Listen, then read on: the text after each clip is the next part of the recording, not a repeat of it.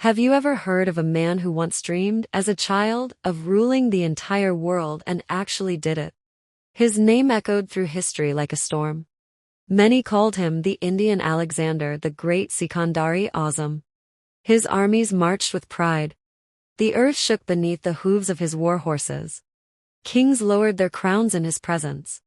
He had it all: power, fame, unimaginable riches. Kingdoms collapsed under his banner, and victory followed him like a shadow. But history always reminds us of one truth: no one is greater than time.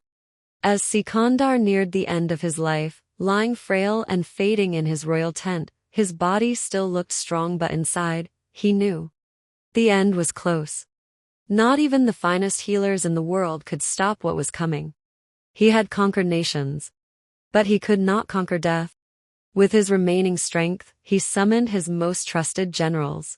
They rushed to his side, knelt beside their leader, and asked, "What are your final commands, Your Majesty?"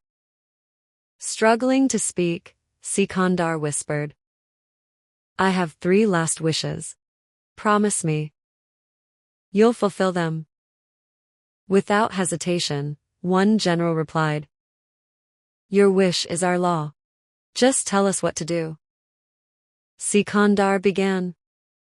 "First, when my body is carried to the grave, I want only my personal physicians to lift my coffin." The generals glanced at one another, puzzled. "Second, I want the path from the palace to the cemetery to be covered completely with gold, silver, and every jewel from my treasury. Not a single step should be bare." Again, they were confused. "And third, I want my hands to hang out of the coffin open, empty, facing the sky." This time, the confusion was too much.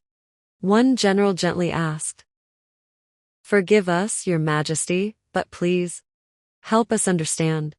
Why these 3 strange requests?" Sikandar's eyes closed for a moment. When he opened them, his voice was softer, wiser. There was no pride in his expression, only calm. Like a teacher ready to deliver his final lesson, he said, "I want the world to understand these truths through my death. First, when the greatest doctors carry my coffin, people will see that no matter how skilled they are, even the best cannot stop death. Life and death are beyond human power. Second, when they see my treasures spread across the ground, they will realize that no matter how much we collect in life, we leave it all behind. And third, when they see my empty hands, they'll understand that even a man who conquered the world dies with nothing in his grasp, just like he was born, empty-handed." And with that, the great conqueror closed his eyes for the final time. But his message lived on. Sikandar may have claimed empires, but in death, he gave us a lesson greater than any victory. True wealth is not gold, land, or power. It's found in kindness, integrity, and the love we share. Life isn't about how much we gather. It's about how deeply we live, how generously we give, and how many lives we touch before we go. So before we chase after things that won't matter in the end, let's pause. Let's reflect. What will we really take with us? Not money, not fame, just memories, moments, and the love we leave behind. If this story moved you, type true in the comments.